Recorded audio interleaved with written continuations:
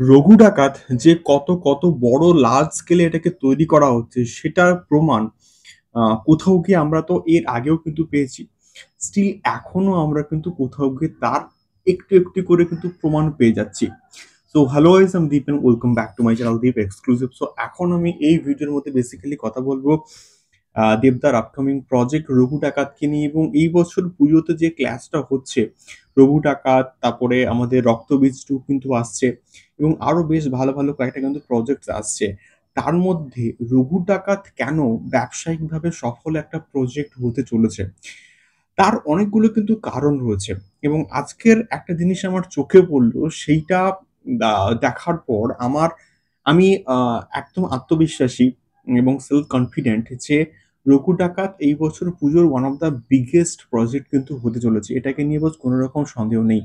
রঘু ডাকাতের এখন কিন্তু সম্ভবত ফাইনাল স্কেডিউলে কিন্তু শুটিং চলছে, এবং সব ঠিকঠাক থাকলে হয়তো মে মাসের মধ্যে এটা শুটিং কমপ্লিট হয়েও কিন্তু যাবে। তো সেই জায়গা থেকে দেখলে রঘু ডাকাতের ক্ষেত্রে একটা জিনিস আমার চোখে পড়লো, যে রঘু ডাকাতের যে ক্যারেক্টার সেটা কিন্তু প্লে করছে হচ্ছে আমাদের দেবদা। তো তার যে চরিত্রটা সেটাকে নিয়ে সে খাদানের সময় থেকে কিন্তু তার দাড়িগুলোকে কিন্তু বাড়াচ্ছিল, দাড়িগুলোকে বাড়িয়েছে, এবং তার চেহারার মধ্যে কিন্তু অনেকটা পরিবর্তন করেছে। সে ঘোড়সওয়ারি কিন্তু শিখেছে, এবং তার সঙ্গে অন্যান্য অস্ত্রশস্ত্র চালানো এগুলো প্রত্যেকটা কিন্তু কোথাও গিয়ে কিন্তু আবার একবার করে কিন্তু শিখতে হয়েছে।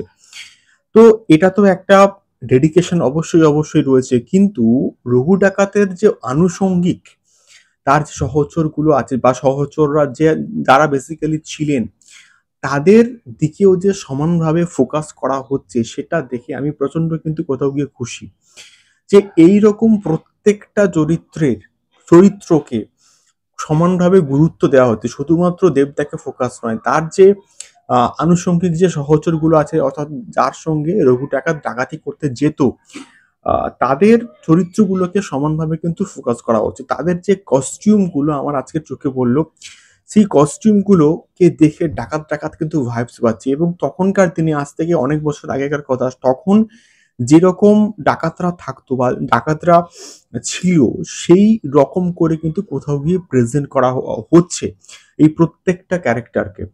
এবং তার সঙ্গে রঘু ডাকাতের সেট ডিজাইন গুলো আমরা কিন্তু দেখেছি। এটার যখন অ্যানাউন্সমেন্টটা হয় যে গানটা দিয়ে, জয় মা কালী দিয়ে, সেই সেট ডিজাইন গুলো কিন্তু আমরা দেখেছিলাম।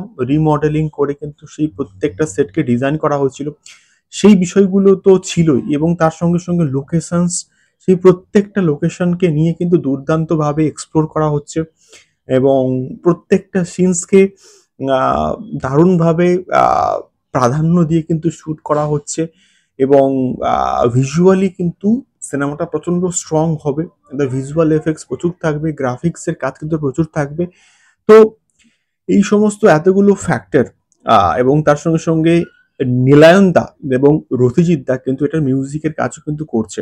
তো এই সমস্ত ফ্যাক্টর গুলো কিন্তু কোথাও গিয়ে আমার মনে হয় যে এই সমস্ত ফ্যাক্টর গুলোর জন্য কিন্তু রঘু ডাকাতের মানে ব্যবসায়িকভাবে সফল হওয়ার চান্স অনেক কিন্তু বেশি। এবার তোমাদের কি মনে হয় যে কোন ফ্যাক্টরের জন্য রঘু ডাকাত ব্যবসায়িক দিক থেকে সফল হতে পারে? অবশ্যই কমেন্ট বক্সে কমেন্ট করে আমাদেরকে শেয়ার করতে পারো। দেখা হচ্ছে পরবর্তী ভিডিওতে। টাটা।